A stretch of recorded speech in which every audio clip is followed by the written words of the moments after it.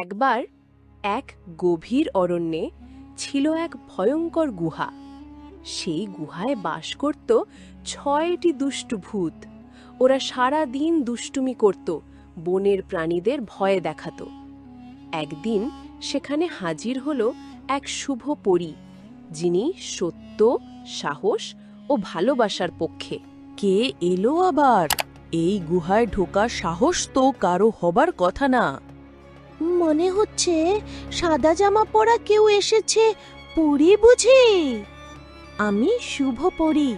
আমি এসেছি তোমাদের কুজাদু থামাতে। তোমরা সবাই নিরীহদের ভয় দেখাচ্ছ কেন? আমাদের কেউ থামাতে পারবে না। আমরা ৬ জন ভূত একসাথে অজেয়। ভূতরা একসাথে হেসে উঠল। চারদিকে অন্ধকার নামল।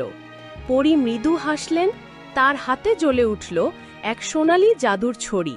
ভালোবাসা, সাহস আর আলো, এই তিনই অন্ধকারকে জয় করা যায়। প্রস্তুত হও। ওই ছড়ি কি করলো? আমার হাত গরম হয়ে যাচ্ছে। না না না না, আলো এত উজ্জ্বল কেন?